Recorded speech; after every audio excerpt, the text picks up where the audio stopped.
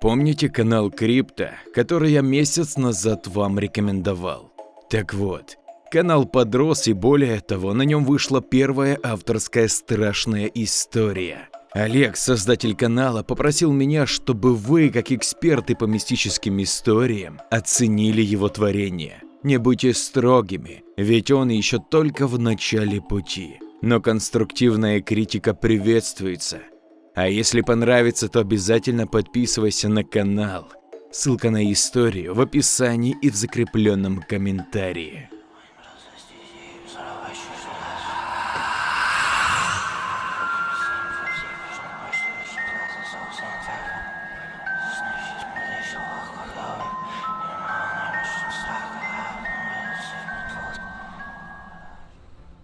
Скучно было Ваньке летом в деревне с бабушкой, одиноко. Нормальные друзья все в городе остались, а тут или мелюзга 6-летняя, или банда Лысого. Не с кем водиться. Прошлым летом с ними еще ежик дружил, Юрка Ежов. Но теперь он тоже с Лысым гуляет. Смотрит на Ваньку свысока и только семечки презрительно сплевывает. Доволен, что Лысый и Тухлый его к себе приняли. Конечно, им же уже по 13 лет. Они и ростом выше, и знания у них взрослые. Ванька для них малолетка. Молоко на губах не обсохло, с горшка только слез, титьку мамкину сосать перестал. Дразнилки Лысого было очень обидно слушать, и вдвойне такое обидно слушать от Юрки. Они же всего на 2 года старше него, какое они имеют право дразнить? Чем они таким взрослым занимаются, чего ему нельзя? Ходят по деревне вечно втроем, ржут над всем, что увидят, и кошек таскают. Странно, зачем им кошки? Банки к хвосту привязывать, усы состригать. Может, они их в речку кидают и смотрят, как кошки плавают? Ваньке было очень любопытно. Сидя в передней у окна, он от скуки распотрошил пачку рожков и на скамейке устраивал войнушку. Бабушка его на речку не отпускала. Нельзя купаться. Олень рога в воде намочил, Ильин день настал. Что это за олень такой и почему купаться нельзя? Ванька не понимал, но был вынужден слушаться. С бабушкой не поспоришь. Нашкодишь, так она сразу крапива дерется. Ладно бы через футболку, а бывало, что и по заднице. Долго потом на животе лежать. Бабушка в другой комнате под иконами сидит. Ждет, когда дрова привезут. В окно поглядывает и носки вяжет. Ванька слышит, как она бурчит на кого-то. «Едет он, 3 часа уже. До полуночи, что ли, ждать? Блинов разве что напечь. Едет Кудема. К зеленой бабушке поди завернул». Ванька навострил уши. Опять она про какую-то загадочную зеленую бабушку. В деревне все эту бабушку знают, а он никогда не видел. «Баб, а баб?» «Чего тебе, горе луковые?» «А кто она, зеленая бабушка?» «Чего?» Не слышит, расстроился он. Подошел к ней и, усевшись за обеденный стол, повторил свой вопрос. Была тут у нас одна такая лярва, мужиков морочила». «А как морочила, бабуль, обманывала?» «Нет, в окошко глянь, там вон, за речкой», — кивнула головой бабушка. Ванька сунул свой нос в окно. Далеко внизу серебрилась деревенская речушка, а дальше поля и коровья ферма. Ванька там бывал, коровы мычат и ничего интересного. Хотя нет, интересное было. Можно жуков-носорогов в опилках искать. А еще дальше видно дорогу, уходящую в лес, в сторону жуткого старого кладбища. Там много покосившихся крестов и странных столбов с треугольным навершием. Бабушка называла их часовенками. «А что там?» «Видишь, за фермой дома с круглой крышей. Раньше там была биостанция. Если идти по левой дороге от перекрестка, будут развилины. Погорелое место. Мы с дедом там работали в молодости, при Хрущеве еще. Там таких домов с круглой крышей десятки стояли. Разводили растения, семена разные. Удобрениями опрыскивали. Всю молодость там работали дружно. Потом мамка твоя родилась. Брежнев Хрущева сменил. И биостанция не нужна стала. В колхоз вернулись. И при нем работали до самого Горбачева. А там и на пенсию вышли. А зеленая бабушка кто тогда? Да тварь подколодная. При Горбачеве-то сухой закон вели. А у нас как-то без бутылки? Никак. Огород ли вскопать, забор поправить, доски достать, дом поставить. Даже поросенка заколоть, и то бутылка нужна. Плохо стало с сахаром, вино пропало. Все на деревне понемножку самогоночку гнали. Вроде не деньги, а вроде и рассчитаться можно. Только зеленая гнала самый лютый. Самогон — это вино? Уточнил Ванька. Он вспомнил, как прошлым летом Юрка, когда еще был его другом, хвастался, что выпил целую кружку, а потом песни целый день пел. Страшное вино. Зеленая жила на биостанции. Сначала лаборантом работала, а потом сторожихой стала. Там колхоз в последние годы склады делал под зерно и комбикорма. Она охраняла, воровала, понятное дело, и гнала такой бедовый самогон, что однажды отравилась целая бригада. Насмерть? Знамо насмерть. Целую бригаду лесорубов в лесу мертвыми нашли. В пятницу у нее закупились, а в воскресенье их и нашли. Там, почитай, 15 человек было, крепких мужиков. А на кого еще-то думать? Кроме нее никто такой самогон не продавал. Народу тогда в деревне поболее было. Да еще из соседних приехали, когда узнали. Порешили соседи не ждать, пока милиция ее в тюрьму заберет. Сами и судили. Прямо там, на станции, и сожгли ведьму эту проклятущую.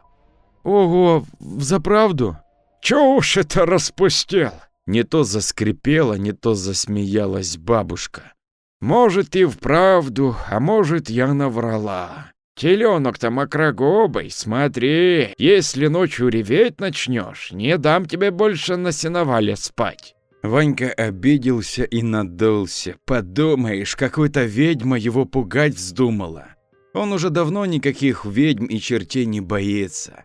Даже сеницы, где в углу на старой соломе лежали желтые гробы. Он там частенько любил валяться на ватном одеяле и читать книжку про мушкетеров. Днем иногда туда приходила кошка Мурка.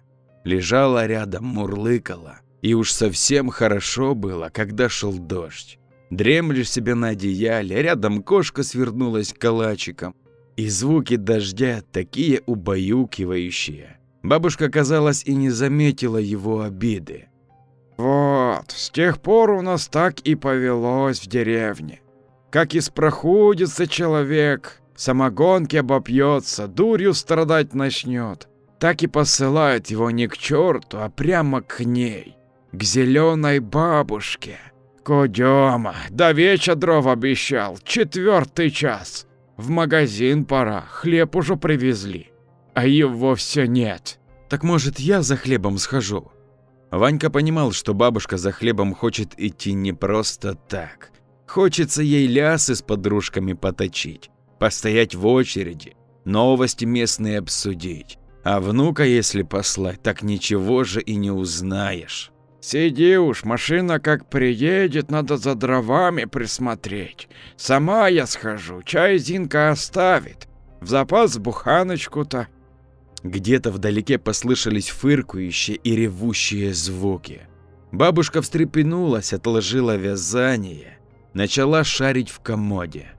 Едет, ой, да где же эта бутылка-то? Или настойку взять? Нет, жирно будет, пшеничную за труды подам. Бормотала она.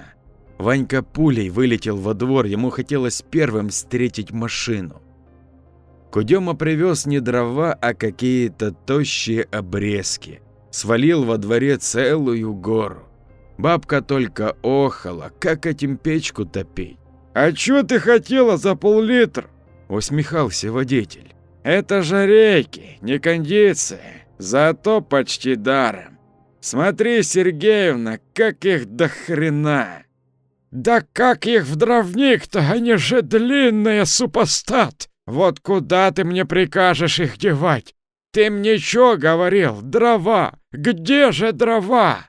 Реки действительно были длинные, иные и по нескольку метров. «Так это же и есть дрова, Сергеевна. Реки сухие, топись хоть всю зиму, а я тебе еще привезу», — хихикал водитель. «Вон у тебя богатырь какой вырос. Он тебе их нарубит по размеру и в дровяник сложит. За 2 дня управится». Ванька, гордый такой высокой оценкой, по-петушиному вытянул грудь и на словах выразил всяческую готовность помочь своей бабушке. А та подалась и, вздыхая, рассчиталась с Кудемой.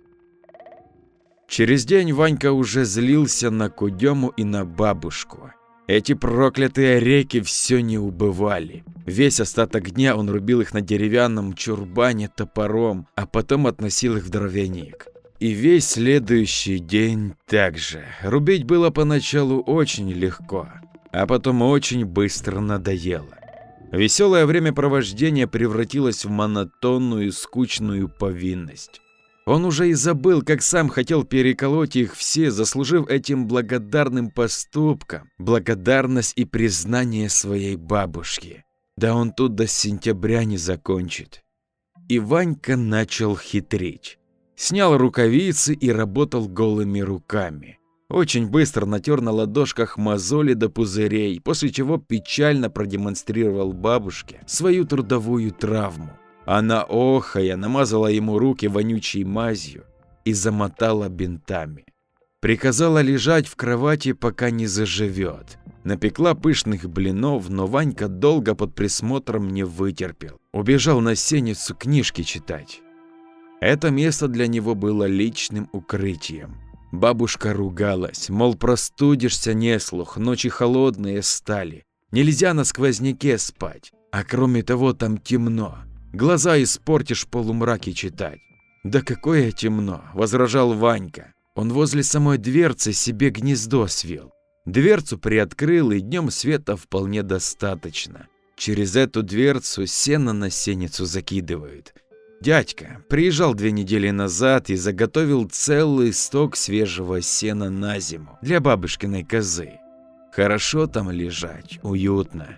Вооружившись книжкой, счастливый, что сумел увильнуть от неприятной работы, он лежал в своем гнезде и воображал себя капитаном корабля.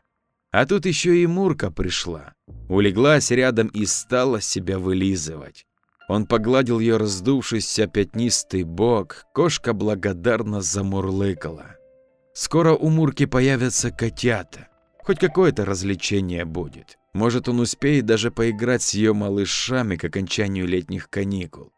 Главное, чтобы бабушка в момент рождения котят прозевала, а то знал Ванька, что она с лишними котятами делала. В ведре утопит и закопает. А вот если котят спрятать и недельку подождать, то у нее уже рука на такое злодейство не поднимется. Он уже и корзинку старую для кошки приготовил, постелил туда старый свитер и бабушкину пуховую шаль. Мурке показывал и специально в нее сажал. Смотри, Мурка, не проворонь ситуацию, окотишься под крыльцом, бабушка тебя вмиг вычислит. Мурка в ответ только мурлыкала, да кто ж этих кошек знает, что у них на уме. С улицы пахло табаком, а потом Ванька услышал знакомые голоса. Он ухмыльнулся и насторожился. Опять банда Лысого. Что они тут забыли? Бабушкин дом не был огорожен с задней стороны. Любой мог подойти вплотную.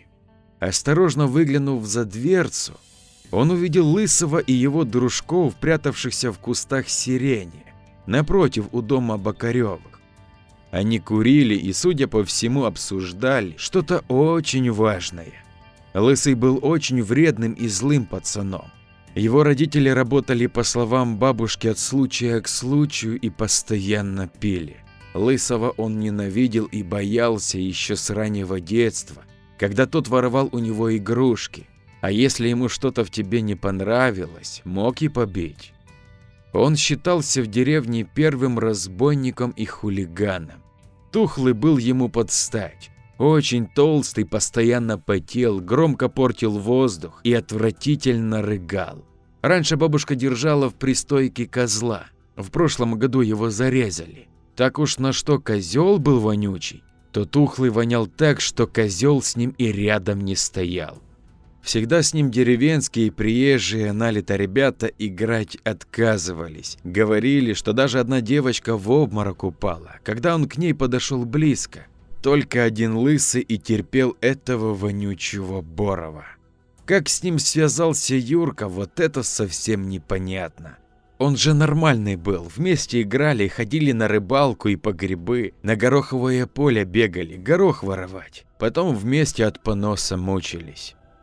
Ванька вздыхал с тоской, поглядывая на бывшего друга. Жаль, что в этом году многие не приехали. Один он остался, не с кем дружить. И год какой-то странный. Вместо СССР на руках заставляют писать СНГ. Украина и Белоруссия – это, оказывается, другие страны. Все кругом переименовывают. Родители вечно ругаются. Он надеялся, что летом в деревне будет как обычно. Весело. Но из всех радостей остались только мультики, которые показывали по воскресеньям. Мультики 3 дня не смотрел, ломает меня всего. Ёж, ты точно уверен, что тут эта кошка? Падла мне быть, если вру. Тут котяра сидела. Может, спугнул кто? Ладно, завтра в кинотеатр пойдем. Одноглазого возьмем, со старой мельницы. Зря, что ли, неделю прикармливали. Предложил Тухлый. Одноглазого жалко, Отозвался Лысый. Я думал его на осень оставить, когда кошек мало будет. Да они еще наплодятся, Лыс. Они же размножаются, как эти. Как кролики. Во-во-во, заржал Тухлый. Может, ферму организуем? Будет у нас кошачья ферма.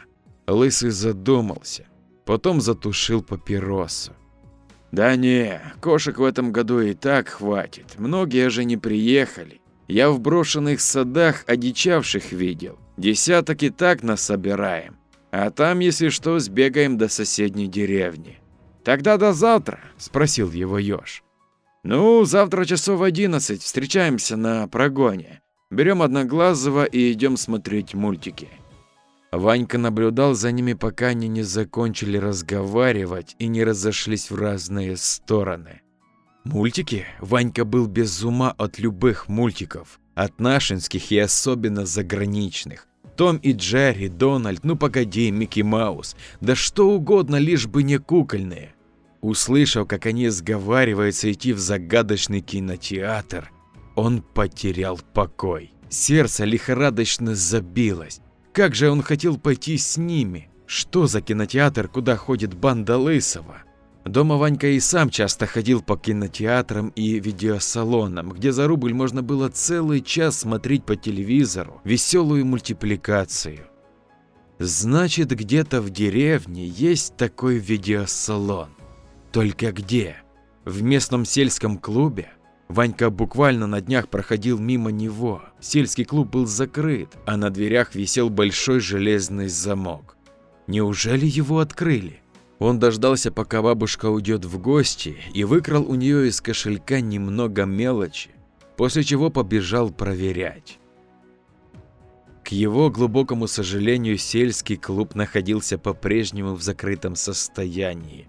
На окнах решетки, но кроме паутины и дохлых мух ничего интересного не обнаружил.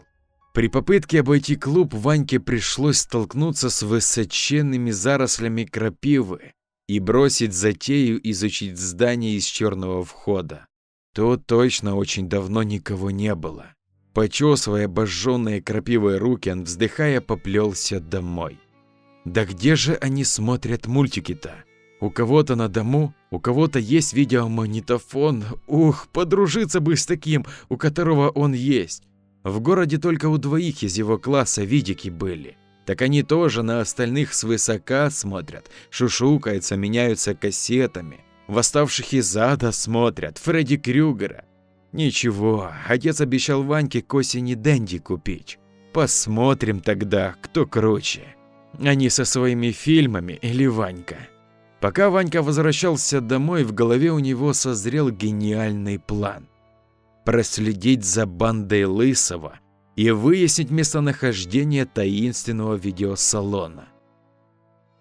Место для наблюдения должно быть такое, чтобы самого наблюдателя никто не заметил.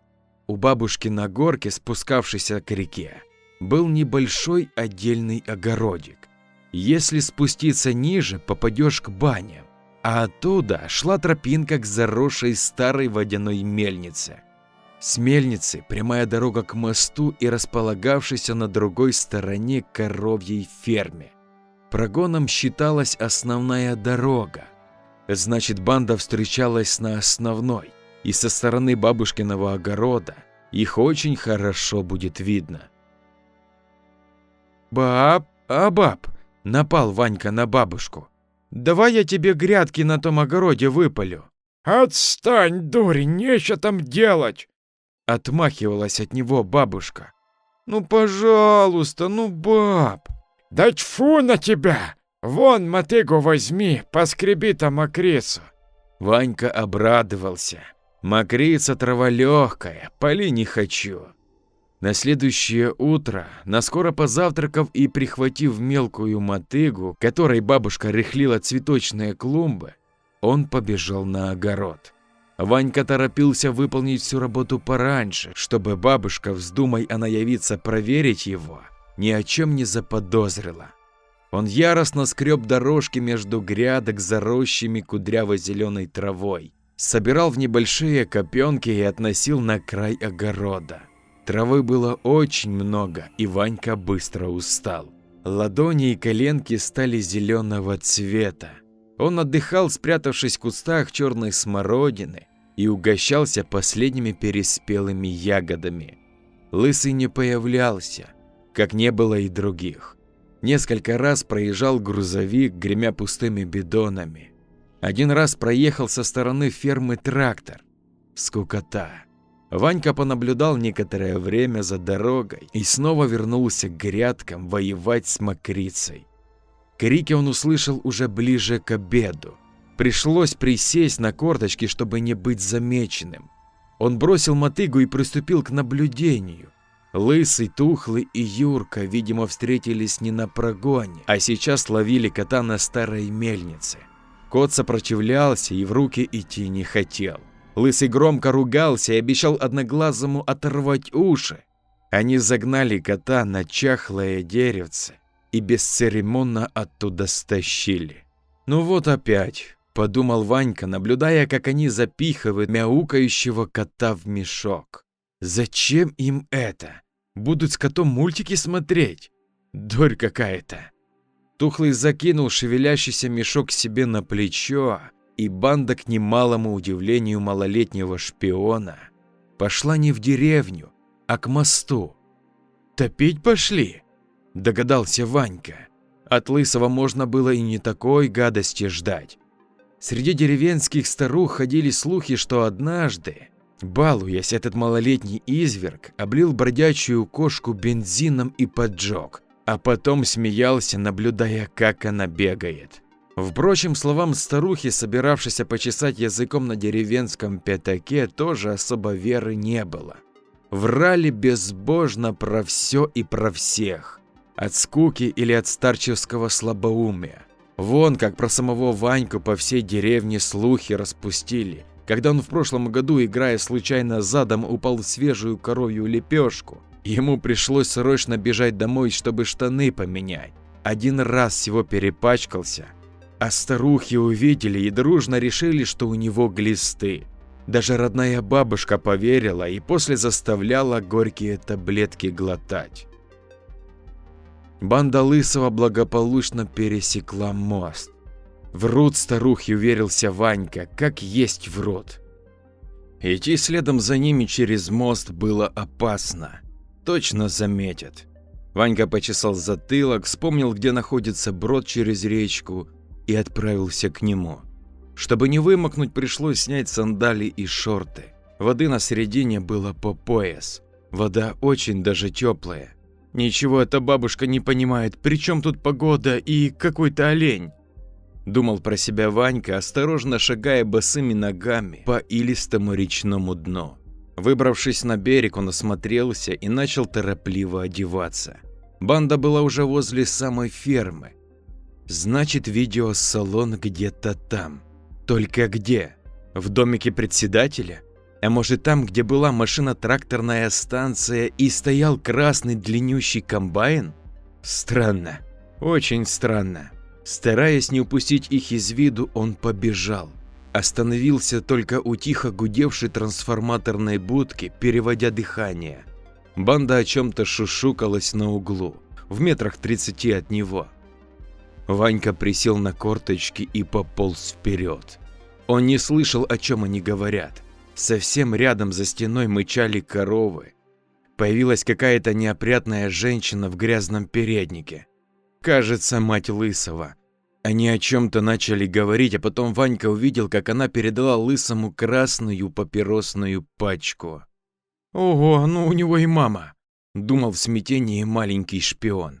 «Если бы мои родители заметили, что я курю в таком возрасте, ни о какой денди можно было бы и не мечтать». Он увидел, как Лысый делится папиросами с Тухлым и Юркой, а потом они вместе пошли туда, куда детям обычно ходить было запрещено. В сторону странных фантастических зданий с круглой крышей. Там даже полосатый шлагбаум стоял. И вечно пьяный сторож гонял любопытных детишек, вздумая они подойти ближе. Говорили, что у него есть ружье, заряженное солью. Банда прошла нагло мимо сторожки, словно никакого деда тут отродясь и не было. Они преодолели запрещенную преграду и пошли дальше, вглубь охраняемой территории. Ванька то и дело оглядывался, перебежками добежал до сторожки. Идти дальше было жутковато. Деда с ружьем он побаивался. Бабушка говорила, что он бывший, кто-то там сидел в тюрьме. Он осторожно заглянул в мутное окно. Никого. Только стол, на котором стояли пустые бутылки, и старая консервная банка, полная окурков. Так еще страшнее. Этот сторож мог появиться откуда угодно. Ванька высунул нос из-за сторожки. Банда уходила все дальше. Сейчас лучше всего было бы оставить попытки шпионить за ними. Но ему так хотелось попасть в видеосалон и посмотреть мультики. Если он так хорошо спрятан, значит там не только мультики. Уверял себя Ванька. Там и фильмы про Джеки Чана и Брюса Ли. А может и Терминатор. Буду ходить туда сам, главное узнать расписание. Мне главное узнать, что он существует. Не могут эти трое просто так в такую даль идти. Самоубеждение и фантазия пересилили страх перед неизвестным, и он продолжил шпионить за бандой. Здания с круглой крышей быстро кончились. Началась мусорная свалка, где паслась целая армия ворон. А потом отчетливо запахло горелым и чем-то кислым. Ванька в прошлом году лазил в сгоревшем деревенском доме. Дом сгорел много лет назад, но запах дыма из него никуда не делся. Бабушка его тогда таскала за уши и обзывала трубочистом, когда увидела, каким грязным он явился домой. В этом месте запах стоял невыносимый. Повсюду виднелись черные покореженные столбы, торчала из земли арматура. Ванька догадался, что оказался на той самой загадочной биостанции, о которой рассказывала бабушка. Дорога туда была завалена строительным мусором и стоял ржавый бульдозер. Взрослые, видимо, пытались расчистить завал, а потом почему-то бросили. Молодые деревца и кустарники прорастали на пепелище. Банда миновала бульдозер и, поднявшись на мусорный завал, скрылась на другой стороне. Ванька попытался обойти их через полуразрушенный каменный дом, стоявший правее. Споткнувшись на входе и чуть не провалился в страшную глубокую яму. Кто-то разобрал уцелевшую часть пола. Ванька сглотнул, увидел там в яме битое стекло и колючую проволоку. Провалился он туда, только бы его и видели. Пришлось ждать, пока банда не отойдет подальше. У последнего сгоревшего дома Лысый нырнул в лаз, сделанный под железным сетчатым забором. За ним последовал Юрка. «Нет никакого видеосалона», – с горечью думал Ванька, наблюдая за ними с безопасного расстояния. «Зря я сюда пришел. Обычно то чего, много народа и веселуха, а тут кругом один только мусор, взрослых нет, только крысы да и вороны». Тухлый исчез под забором. Ванька все думал, идти за ними или не идти. Дальше только густой лес, чего там кроме грибов найти можно. Но любопытство и упрямство победили. Ладно, решил он, хоть посмотрю, что они с кошкой делать будут. Он отважно пробрался через подкоп и, оказавшись на другой стороне забора, увидел впереди большой земляной холм с железной трубой на вершине. Банда остановилась там, до него вновь донеслись разговоры о мультиках. Ванька начал подкрадываться ближе. «Ёж, ты чего в этот раз закажешь?» – спрашивал Тухлый. «А я хочу снова увидеть воздушный замок, хочу полетать в облаках», – отвечал Юрка. «Ну и дурак, Диснейленд круче, в прошлый раз на аттракционах гонял, чуть сердце не выпрыгнуло». «Вот сам и гоняй, я замок закажу и эльфов». «А ну, закончили базар, помогите трубу открыть», – прикрикнул на них Лысый. Ванька упал на траву и тихонько пополз к ним. При одной мысли, что где-то существуют мультфильмы, про которые он ничего не слышал, у него помутнилось в голове. Сердце бешено застучало, он стремился услышать все, о чем они говорят. Не упустить ни словечка. Лысый боролся с железной задвижкой на винте, оканчивающимся колесом. Она плохо поддавалась, задвижка выпирала из края холма. Юрка навалился с другой стороны, и вдвоем они начали откручивать винт. Раздался скрип. Ванька увидел, как кота достали из мешка и запихали в металлический желоб, выдвинувшийся из земляной стены. Потом они закрутили задвижку в обратную сторону. Закончив странную работу, они все закурили с довольным видом. Ванька наблюдал и не понимал, чего это они такое сделали. Вновь послышался громкий металлический скрип, Лысый затоптал брошенный окурок ногами и первый побежал, скрывшись на другой стороне холма. «Открывается, чё вы там?» – услышал его голос Ванька. Тухлый и Юрка переглянулись и побежали следом. Ванька изнывал от любопытства, но очень боялся выдать себя. Он дождался, пока голоса банды стихнут, и, выбравшись из своего укрытия, пошел удостовериться лично, что же там такое открылось. На другой стороне он обнаружил в холме закрытую металлическую дверь. Больше ничего. Не было никакой вывески или надписи, только дверь. Гладкая, без ручки. Банда Лысого словно испарилась. Он приложил ухо к двери, и ему показалось, что он услышал какой-то шум. Ванька обошел холм со всех сторон. Больше ничего не было. Ни окон, ни других дверей. Странный кинотеатр или видеосалон или что? Да что угодно. Очень странное и непонятное сооружение, расположенное в лесу, неподалеку от фермы. Раньше тут была биостанция. И тут Ваньку осенило. Он понял, что это за холм такой. Бомбоубежище, точно. Когда он учился в 4 классе, их водили на экскурсию в бомбоубежище, построенное на случай большой войны. Там было много помещений, койки, скамьи, столы, целые залы, заполненные различной техникой и инструментами. Класс рассадили в одном из залов, и они целый час смотрели обучающий фильм на старом кинопроекторе. Вот теперь ясно, что это за мультики банда Лысого ходит смотреть.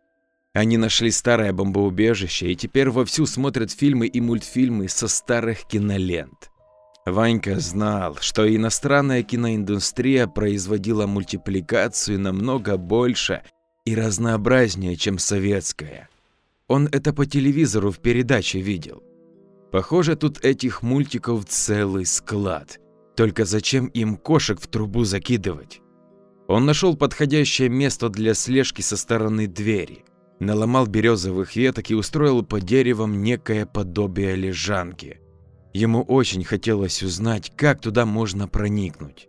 Это несправедливо, решил он, что только они обладают таким правом. Бомбоубежище строили для всех, а значит и он, Ванька, должен иметь право им воспользоваться. Время шло, солнце уже почти клонилось к закату. Ему пришлось очень долго ждать, прежде чем он услышал заветный металлический скрип. Ванька выглянул из укрытия, дверь отошла в сторону. Послышались веселые смешки, а потом и хохот. Лысый, Тухлый и Юрка вышли из бомбоубежища. Они выглядели счастливыми, переговаривались между собой, обсуждали, кто чего посмотрел и сколько раз. «Ага», – подумал Ванька, – «так там внизу не один кинопроектор, раз они каждый свое смотрели». Дверь за пацанами закрылась. Он не заметил, чтобы Лысый или еще кто-то помогал ей закрыться. Банда продолжала смеяться и шутить, направилась в сторону деревни.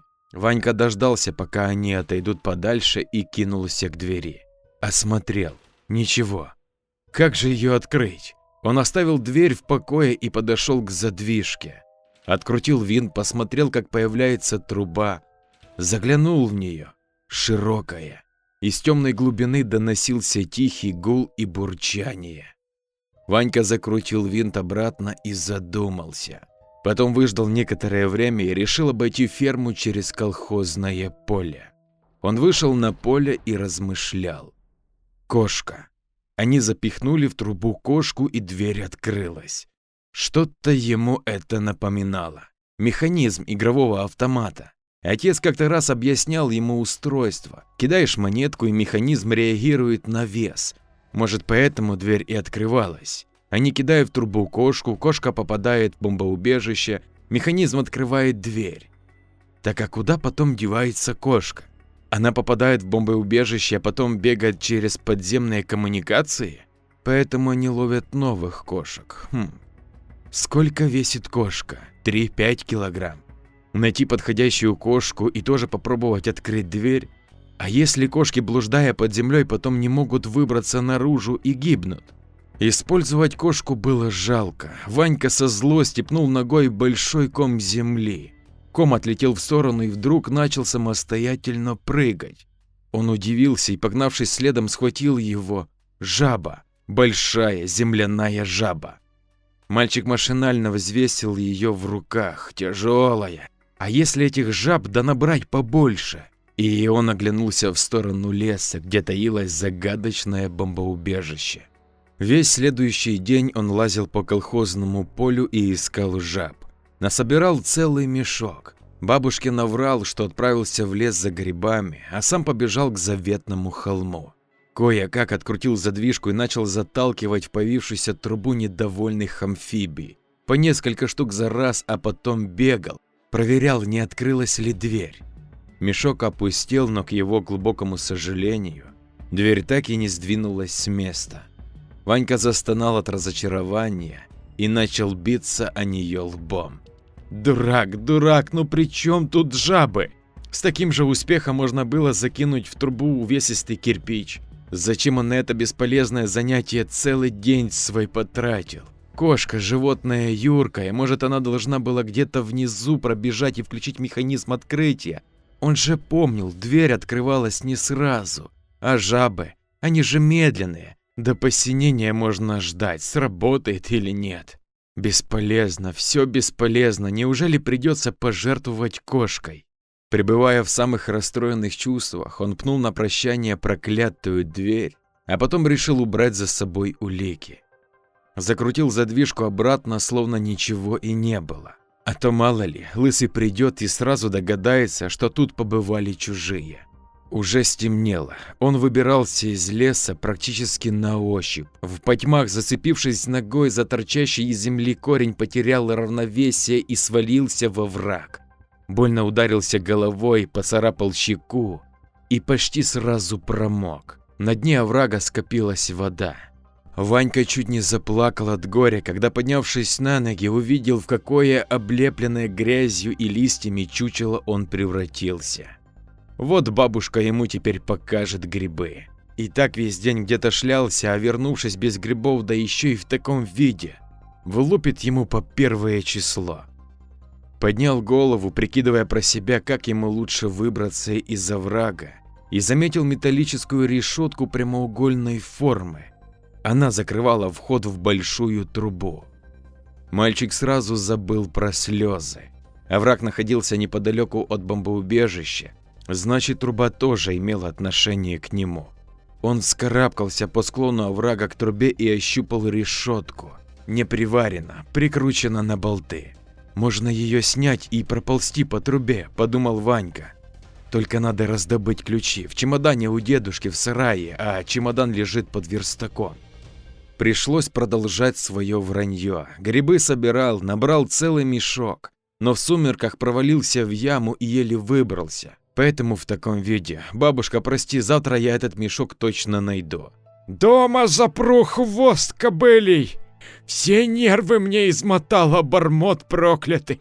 А если бы ты там убился, там места-то гиблые. Сгинуть решил окаянный, к зеленой пошел. Да какие гиблые, я в перелеске лазил, что у тебя за порядки вообще? Купаться нельзя, гулять нельзя, друзей нет, хоть подыхай. Отбивался Ванька. Работы полный двор, а он Ваньку валяет. Пришибу, как есть пришибу.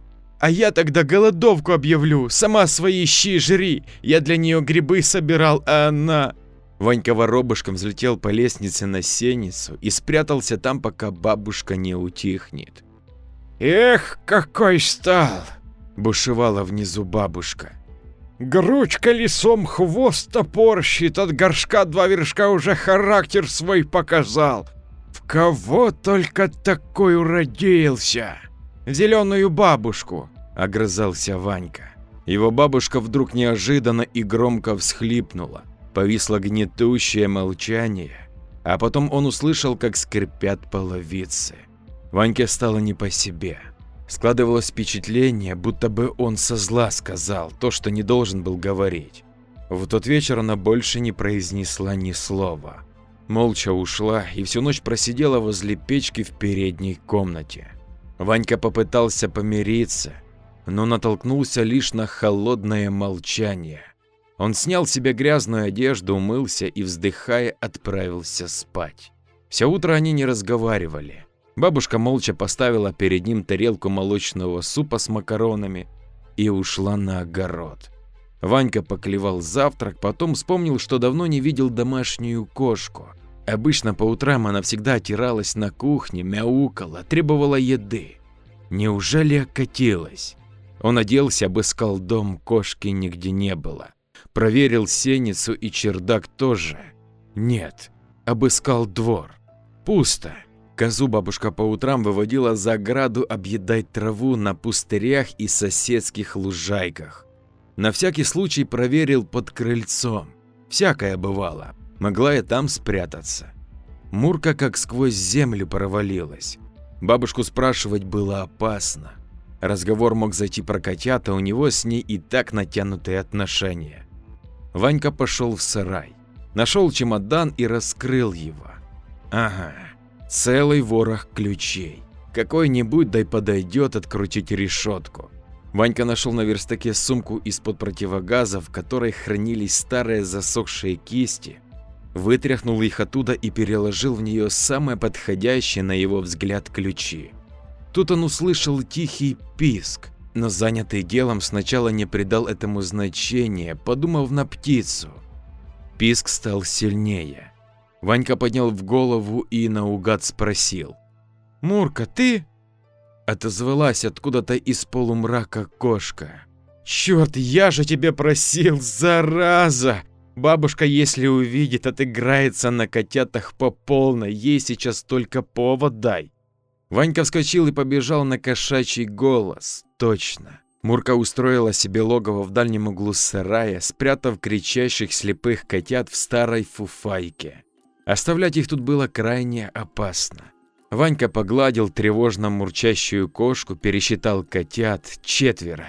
Черненький, беленький и 2 пятнистых, прямо как их мамаша. Нужно было срочно эвакуировать их в безопасное место. Бабушка в любой момент могла появиться в сарае и все испортит. Он выглянул на улицу и осмотрелся. Поблизости никого. Хорошо. Вернувшись назад, он осторожно убрал Мурку, а потом сгреб в охапку котят вместе с фуфайкой и поволок на сеницу. Мурка тревожно мяукала, бежала следом. Он пробежался через двор, поднялся по лестнице и аккуратно разместил котят в корзине. «На, смотри, ничего я твоим детишкам не сделал», – продемонстрировал он свою работу недовольной хвостатой мамаше. «Тут и сидите, тут вас бабушка никогда не найдет». Некоторое время он наблюдал за котятами, потом опомнился. Он же хотел идти к бомбоубежищу, только вот бабушка и кошка, как же быть? В этот день он не решился на вылазку в лес. Отдыхал на сенице, читал книжку и спал. Стараясь не показываться бабушке на глаза, бегал на кухню за едой для себя и для Мурки. Он выжидал. К ночи, выспавшись окончательно и не зная, чем себя занять, Ванька решил продолжить рубить дрова. Бабушка проснулась, выглянула на шум. Некоторое время наблюдала, как он работает, а потом, не выдержав, попросила его не шуметь до утра. «Утром я за грибами пойду. Хочу найти свой мешок, который в лесу посеял». «Ну иди за грибами. Хоть с утра, только меня пожалей, соседи, нехрист окаянный», – возмолилась бабушка. Ванька победоносно улыбнулся, в этой битве он вышел победителем. Утром он собрался в дорогу как взрослый, ни у кого не спрашивая разрешения. Надел брезентовый дождевик, в сумку из противогаза напихал ключей, перехватил еще один мешок для грибов, чтобы его легенда была убедительной, и пошел. Ванька потратил час времени на сбор грибов, не возвращаться же с пустыми руками. И только когда решил, что насобирал достаточно, он занялся решеткой. Она была очень грязной и склизкой, вся проросла какой-то бурой тиной. Болты не поддавались, Ванька содрал на ладонях кожу до крови, пытаясь открутить их. Мальчик плевался, хныкал, отступал и принимался заново бороться с проклятыми болтами. 2 нижних он кое-как выкрутил. Этого было недостаточно, чтобы пролезть внутрь. Пришлось лазить по округе, искать подходящий рычаг. Он разыскал на свалке железный рифленый прут и уже при помощи него отогнул решетку. Вспотевший, промокший до чертиков счастливый, он с облегчением выдохнул, забрался в трубу и пополз по ней на четвереньках. Ванька ни чуточку не боялся, его звали вперед азарт и желание посмотреть вожделенные мультфильмы. Раз банда Лысого там лазит, значит, там бояться нечего и некого. Главное разобраться, как работают кинопроекторы. В состоянии эйфории он не сразу заметил, что труба закончилась. Ванька ощупывал темноту перед собой и не мог понять, что там. Пришлось достать спички и поджечь одно. Темнота осветила маленькую комнату, от которой в разные стороны отходило еще 3 отверстия. «Развилка?» – догадался мальчик. «Ое, блин, куда же дальше ползти-то?» Он спустился в комнату, зажег еще одну спичку и вот тут немного испугался. А если он заблудится, может, лучше вернуться? Нет, отступать после таких трудностей было стыдно. Нужно оставить пометку. Ванька сжег еще несколько спичек, собрал пепел и пальцем намазал на стене возле трубы, ведущей к выходу, жирный черный крест. Он выбрал правую трубу и уже собирался нырнуть в нее, как из другой до него донесся тихий голос. Он замер и прислушался. Кто-то поет. Ванька удивленно заморгал и придвинулся ближе. Точно, из трубы напротив доносилось пение. Раз кто-то поет, значит там люди. А раз люди, надо посмотреть поближе. Решил он и выбрал среднюю трубу. Чем дальше он полз по трубе, тем громче слышалась странная заунывная песня. Ванька старался быть как можно тише. А вдруг его поймают и накажут за то, что он без спроса залез в бомбоубежище.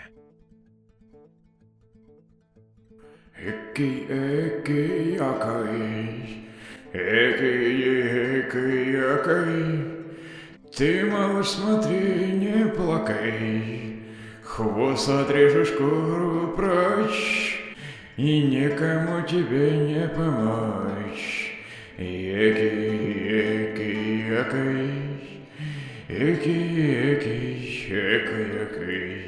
ты, малыш, не плакай. Какая странная песня, вроде по-русски поет, подумал он, стараясь прислушаться к словам. Я сварю кисель из кошки и спарю его немножко. Сладкий газ меня укроет, дверь мир чудес раскроет. Экий, якой,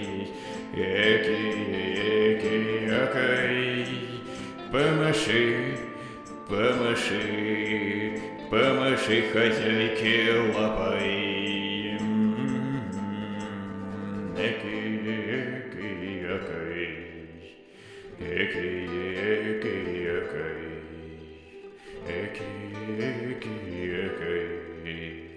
Ванька увидел впереди зеленый тусклый свет, голос доносился оттуда. Труба закончилась, Ванька уперся головой в деревянный ящик, загородившийся выход. Ящик стоял неплотно, сквозь щели проникал искусственный свет. Он просунул нос в щель, попытался посмотреть, но разглядел только туман и смутные тени. Ванька прислушался. Голос, напевающий странную песню, затих. Он слышал только шипение, словно кто-то в бане плеснул на раскаленные камни из ковшика. Потом раздалось громкое бульканье. «Что там такое? Неужели баня?» – удивился Ванька и начал отодвигать ящик в сторону. Ящик подался легко, будто в нем ничего не было, только издал противный и резкий скрип. Ваньке он показался оглушительно громким. Он замер, прикидывая про себя, как лучше пятиться задом, если его вдруг заметят. Мальчик подождал немного, ничего. Шипение и бульканье не прекратилось, и тогда он решился протиснуться в расширившую щель. Ванька встал на ноги и тут же согнулся от кашля, вдохнув непривычного странного воздуха. Из глаз потекли слезы, сначала он подумал, что отравился. Зеленоватый пар был повсюду, так что он почти ничего не видел вокруг себя. Откуда-то сверху шел свет, какое-то высокое помещение, а под ногами железный пол. Продолжая кашлять, Ванька прижался к стене, выплюнул скопившийся комок соплей. От страха перед глазами все начало кружиться. «Нужно назад, в трубу!» – в панике подумал он. Снова тот странный голос. Над головой зашумело и загудело. Пар начал подниматься вверх, постепенно рассеиваясь. Дышать стало намного легче.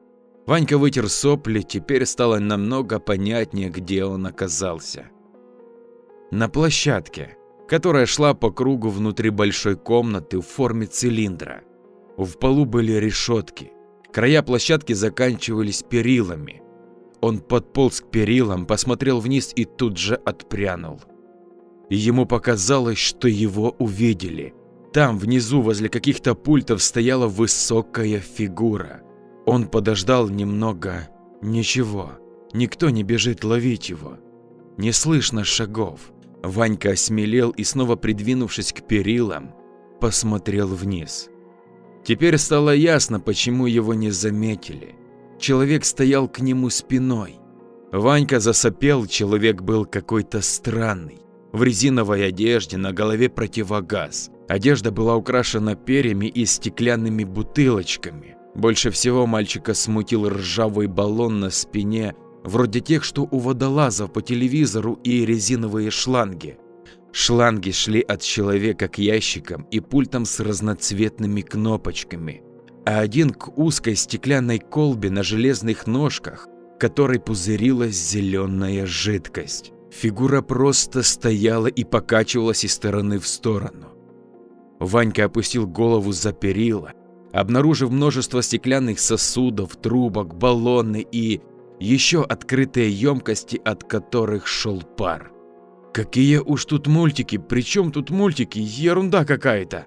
Попал на обычное производство, как на ферме, еще и от бабушки получит за то, что проник без разрешения, а может и в милицию сдадут.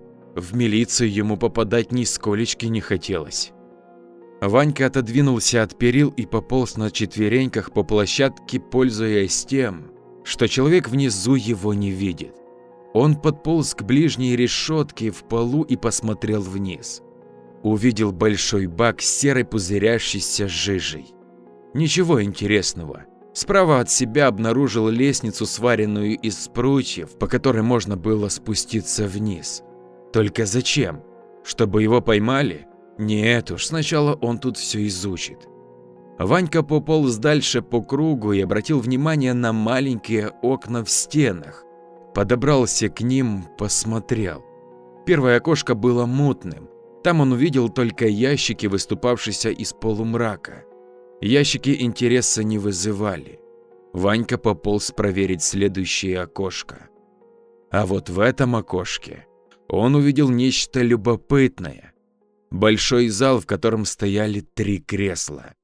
Ванька вспомнил, где он такие видел. Давным-давно весь класс водили в поликлинику проверять зубы, и зубной врач сажал его в похожее кресло с мягкой спинкой и с подголовником. Только тут к каждому креслу шли длинные шланги. Может, тут лысый с дружками и смотрят эти мультики? Кресел же как раз 3. Любопытно. «Не хватает!» — услышал он и насторожился. Чего не хватает? «Нужна еще одна. Придется поработать, чек-якой». Ванька подполз к перилам. Человек в противогазе с хлюпаньем отдирал от себя шланги. От костюма шел пар. Мальчику пришлось лечь на живот, чтобы рассмотреть получше. Фигура сдвинулась с места и пошла куда-то влево, скрывшись за железной овальной дверью. Ванька заметил окошко, выходившее как раз на нужную сторону, и мелкими шажками перебежал через площадку проследить, что этот человек будет делать. Там он, к своему удивлению, увидел клетки с кошками, запертыми внутри, длинный стол с блестящего металла и деревянную плаху с топором. Сквозь стекло Ванька увидел, что человек в резиновом костюме извлек из клетки живую кошку, положил ее на деревянную плаху и одним ударом отрубил несчастному животному голову. Увидев брызнувшую кровь, он зажмурился от неожиданности. Разве так можно? Мальчик помнил, как бабушка иногда рубила головы курицам и петухам. Отрубит голову и отшвыривает птицу, отобьется крыльями и скачет, какое-то время еще живет. Но одно дело отрубить голову тупой курице, и совершенно другое кошке. Это же как друга убить. Да что это за чудовище такое? Вот кому лысый кошек бомбоубежище сплавляет. А Юрка знает? Раз вместе с ним, значит знает. Какие же они все-таки уроды и мучители. На глазах сами собой появились слезы. Он посмотрел в окно еще раз. Там творилось еще более страшное дело. С кошки содрали шкуру. Человек в резиновом костюме резал ее на столе, складывая части тела в эмалированную миску. Под его ногами растекалась кровавая лужа. Было плохо слышно, но Ванька чувствовал, как орут и плачут от горя запертые в клетках несчастные кошки. Дальше он не стал смотреть, его затошнило, и мальчик твердо решил возвращаться домой и никогда сюда больше не возвращаться. Он дополз почти до самой трубы, ведущей к выходу, как неожиданно почувствовал, как на его шею опустилось что-то холодное и тяжелое. В первую секунду он подумал, что это тот человек в резиновом костюме увидел его и догнал, и сейчас он отрубит ему голову. Ваньку прошиб холодный пот. Рядом шлепнулась жаба. Ванька выпучился на нее, испуганно потирая шею. «Откуда же ты взялась, скотина?» Жаба молчала, смотрела на него желтыми глазами. Ванька не выдержал, схватил жабу обеими руками, подбежал к краю площадки и сбросил вниз. Отступая, услышал слабый всплеск и бульканье. Догадавшись, что он чего-то натворил, мальчик выглянул за парапет. Жаба упала в открытый чан, где шевелилось белое горячее варево. «Ладно, хуже не будет», – проворчал он и полез в трубу. Полз, обдирая локти и колени, пока не добрался до перекрестка. Спрыгнул в комнатку. Он пошарил в карманах и к своему ужасу не обнаружил там спичек. Потерял. Лазил и потерял. Ванька на ощупь выбрал ближайшую трубу и полез в нее. Но чем дальше он по ней полз, тем сильнее укреплялось в подозрениях, что это не та труба. Он ошибся. «Всего их 4, бормотал Ванька, пытаясь вспомнить и содрогаясь от страха. Он почувствовал, что может остаться тут навсегда, и выбрал сначала трубу напротив, а теперь по ошибке выбрал правую. Мне нужно назад, вылезти задом, а потом выбрать ту, где будет моя левая рука, тогда я точно не ошибусь. Пятиться в трубе было намного труднее. Развернуться он боялся, можно было застрять. Ванька засопел, размышляя, как ему поступить, по инерции продолжая ползти вперед. Впереди снова появился свет. Он обрадовался и прибавил ходу. Может быть, он все-таки не ошибся, но нет.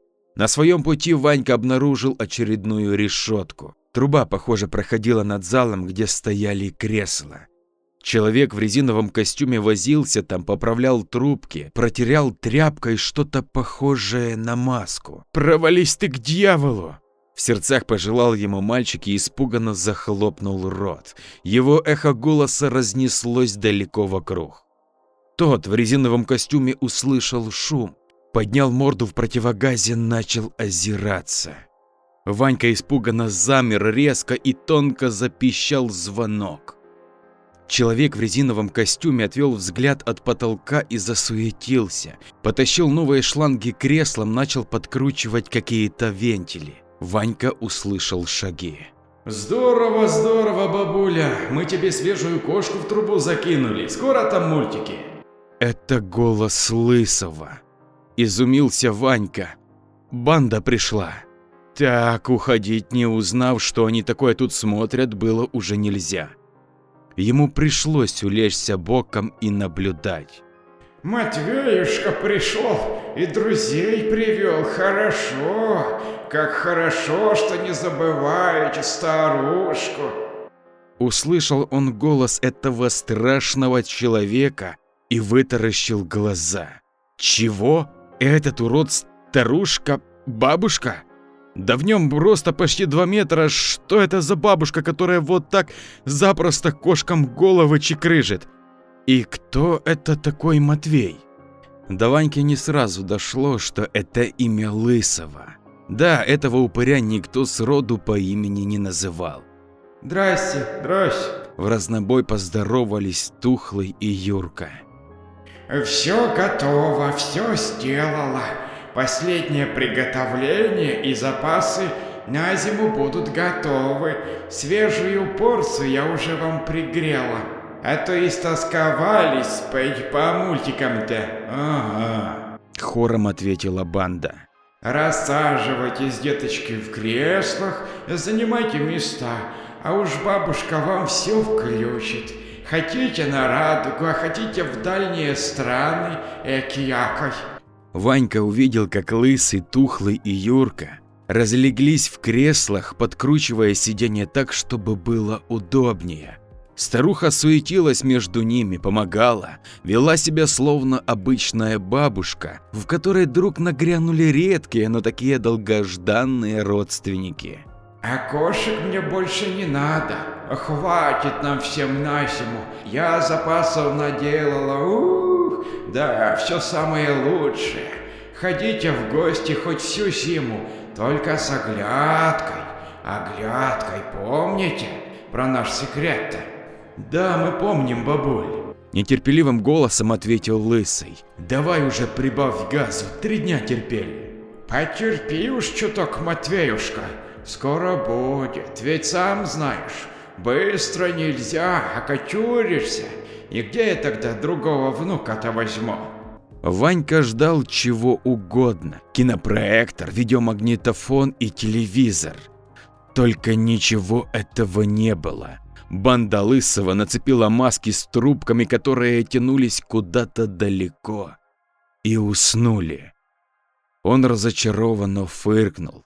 Опять ерунда получилась. Сколько ужасов и трудностей сегодня вытерпел, чтобы увидеть, как другие спят. А что они про кошек говорили? Эти изуверы их жрут? Идиотизм. Как будто есть больше нечего. Запасы на зиму она заготовила. Ванька все о запасах знал. Его родная бабушка 1000 раз под пол за банками с огурцами гоняла. Хотя он больше обожал земляничное варенье. Старуха тем временем отошла от кресел и скрылась. Ванька перевел взгляд на спящего Юрку и тяжело вздохнул.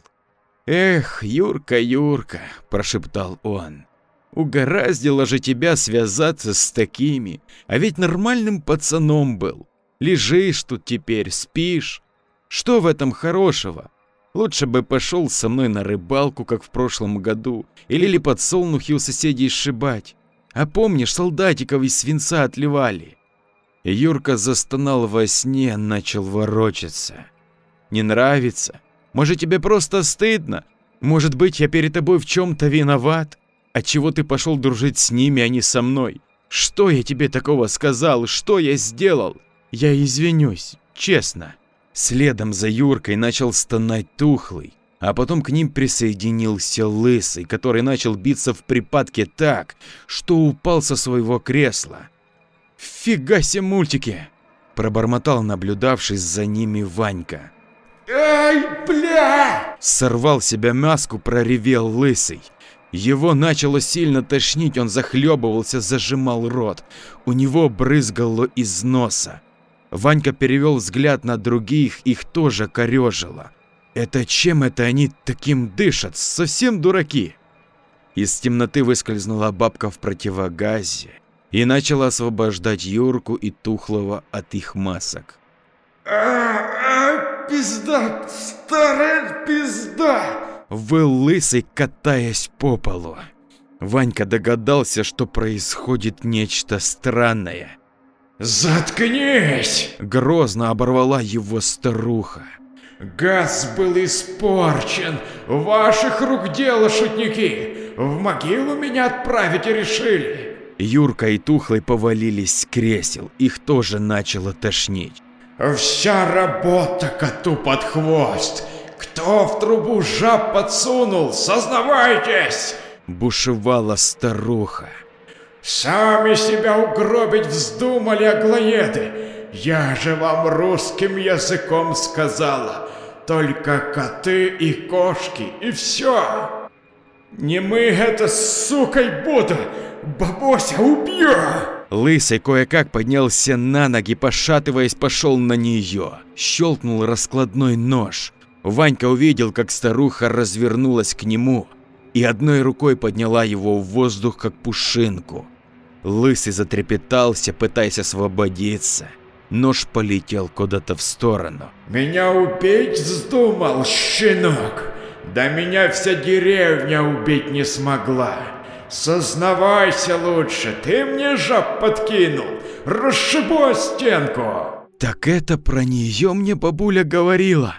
Это она, та самая отравительница, зеленая бабушка. Догадался Ванька. Сейчас начнут виноватого искать, а значит перероют все бомбоубежище обнаружат его следы. Нужно убегать, пока не поздно, решил он. А то ведь найдут и как кошке голову отрубят или сварят живьем. Но снова замер, услышав резкий старушечий голос. «Жить вам осталось 3 дня.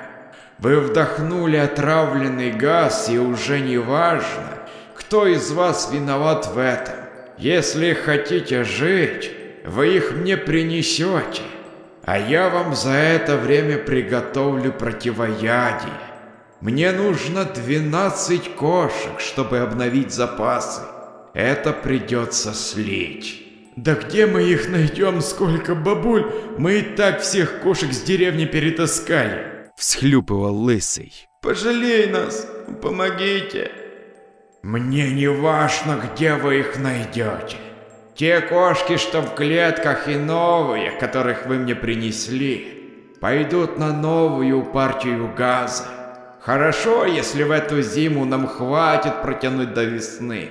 А сейчас поторопитесь, у вас всех мало времени. Подходите по одному, я вколю каждому из вас укол, он позволит вам протянуть подольше».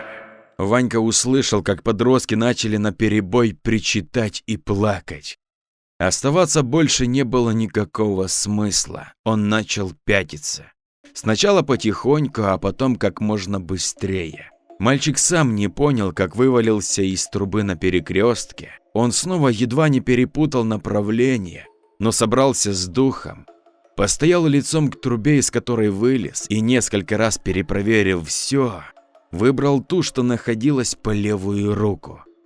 Эта труба показалась ему бесконечной. Он все полз и полз, а она не кончалась. Когда повеяло свежим воздухом, он почувствовал неимоверное облегчение. Вот он, заветный выход. Уже смеркалось. В лесу пели птицы. Со стороны деревни раздавался бодрый собачий лай. Ванька дышал и никак не мог отдышаться. А потом выбрался из оврага, подобрал мешок с грибами и, позабыв про ключи, со всех ног побежал домой. На следующий день пошел сильный дождь. Ванька лежал на кровати, слушал бурчание бабушки, перебиравшей грибы. Смотрел в окно и думал, рассказать ей о бомбоубежище или нет. Она и так расстроилась, когда увидела его синяки и в кровь сбитые коленки. Намазала зеленкой, напоила теплым молоком. Вкусное оно, это молоко, особенно пенка. «Червивых половина, хоть все выбрасывай, и чё только ходил?» Донеслось до него из другой комнаты. «Зеленую бабушку посмотреть», — подумал Ванька и сам вздрогнул, вспомнив высокую, старую женщину в резиновом костюме, украшенном перьями и противогазе. А может, это просто совпадение? В окно он заметил, как бежит по улице Лысый. Он спрятался на крыльце соседнего дома, промокший, дрожащий. Присел на корточки и, кажется, хотел закурить. Только вышедшая из дома соседка согнала его, и Лысый побежал дальше. Чего он под дождем бегает? Делать больше нечего, думал Ванька, машинально подчесывая намазанный зеленкой локоть.